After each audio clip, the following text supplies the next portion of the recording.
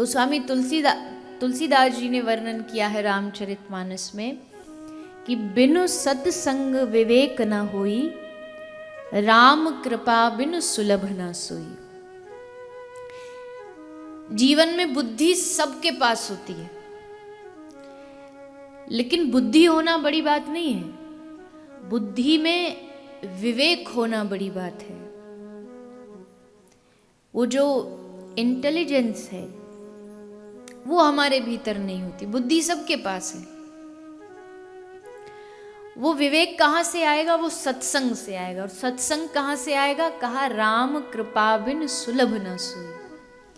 ये प्रभु कृपा के बिना संभव नहीं है। जिस पर श्री राम जी कृपा करे, जिस पर श्री हरि कृपा करे, वही भगवान के सत्संग से प्रेम कर पाता। प्रेम नहीं, निगम कल्पतरोर गलितम फलम, शुक मुखाद अमृत द्रव्य संयुतम, पिबत भागवतम रसमालयम मुहुरहो रसिका भुवि भावुकाः। इस दुनिया में हर आदमी को कई प्रकार के, अलग अलग प्रकार के हैबिट्स होती है, नशा होता है, एडिक्शन होता है। किसी को शराब का नशा है, किसी को सिगरेट स्मोकिंग का नशा है, किसी को पान का नशा है, किसी को चाय का नशा है। सबको अलग अलग नशे होते हैं। किसी को फर्स्ट डे फर्स्ट शो जो होता है ना, वो रिलीज होती है मूवीज, तो फर्स्ट डे फर्स्ट शो देखने का नशा ही होता है। बड़े अजीब अजीब। लेकिन धन्य है वो व्यक्ति जिसको पिबत भागवतम रसमालयम मुहुरहो रसिका भुवि भावुका, अनंत जन्मों की कृपा उस पर होती है जिसको भगवान की कथा सुनने का नशा लगता है। ये कुछ भी हो जाए, कथा तो चाहिए। जैसे बॉडी को अगर उसकी प्रॉपर डाइट नहीं मिलती तो शरीर एकदम वीक हो जाता है, ठीक वैसे ही मन को कथा भगवान की इतनी अच्छी लगने लगे कि कुछ मिले ना मिले लेकिन कथा चाहिए। और मैं ऐसे अनेक लोगों को जानती हूँ, पर्सनली जानती हूँ, कि जिनके जीवन में कथा नहीं हो तो जी नहीं पाते। कहीं से भी चाहिए पर कथा चाहिए। उनका वो कथा जो है वो उनका एनर्जी ड्रिंक है, वहां से उनको एनर्जी मिलती है। और पिबत भागवतम रसमालयम, श्रीमद् भागवत क्या है? भागवत रस है। श्रीमद् भागवत रस है। तो रस को क्या किया जाता है? आम रस को क्या करते हैं? खाते हैं कि पीते हैं? जूस खाते हैं कि पीते हैं? पीते हैं।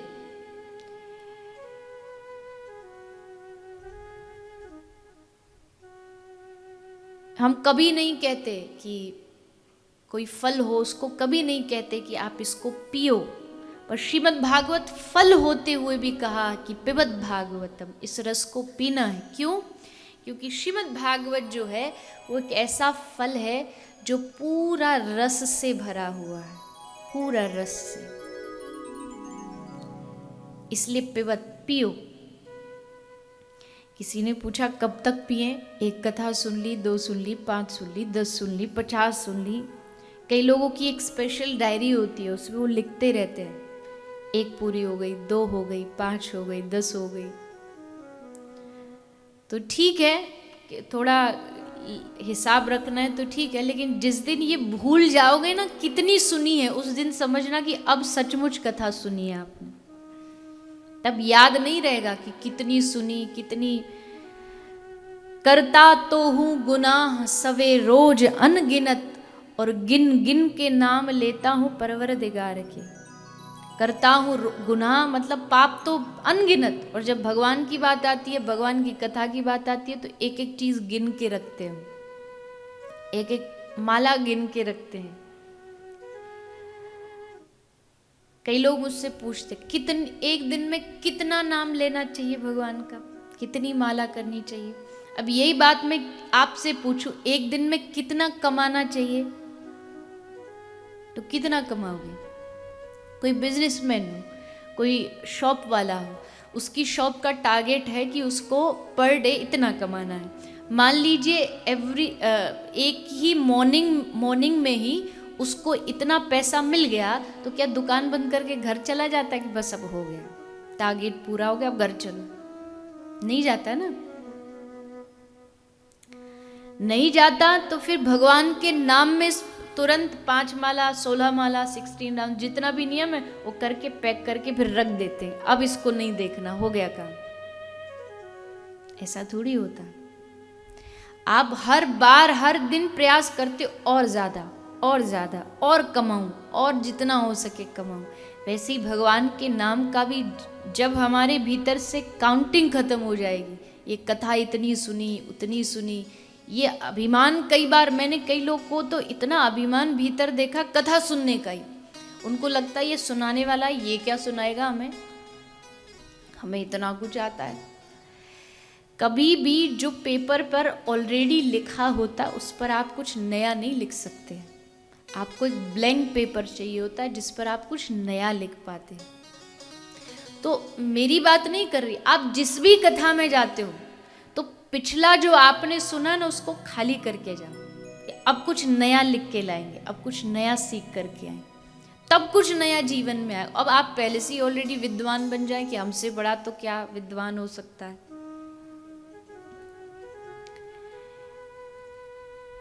ज्ञान में और अभिमान में बड़ा बड़ा छोटा सा फर्क है, लेकिन अभिमानी कभी ज्ञानी नहीं हो सकता। जिसके भीतर अभिमान भरा हुआ है वो कभी ज्ञानवान नहीं बन सकता, वो कभी ज्ञानी नहीं बन सकता। और जो ज्ञानी होगा, सच्चा ज्ञानी होगा, उसके भीतर कभी अभिमान नहीं आ सकता कि हमारे भीतर इतना ज्ञान है, हम इतना जानते हैं, इतना। क्योंकि अभिमान सब कुछ नष्ट कर देता है, अभिमान सब खत्म कर देता है। ईगो। एक हमारे भारत में एक दवाई आती है, दवाई भी क्या बोले उसे, जब डाइजेशन थोड़ा खराब हो जाता है ना तो उसके लिए एक पैकेट आती है इनो, जो भारत वाले उनको पता होगा, इनो आती है, शायद यहाँ भी आपने कहीं कहीं देखी होगी। तो क्या करती है इनो, उसका एडवर्टाइज जब आता है तो इनो का एडवर्टाइज आता है काम शुरू 6 सेकंड में। मतलब उसकी एड ये आती है कि काम जो है, मतलब डाइजेशन जो सिस्टम है वो 6 सेकंड में शुरू हो जाता है। तो कई बार मैं मजाक में कहती हूँ कि इनो काम शुरू 6 सेकंड में, ईगो काम खत्म 6 सेकंड में।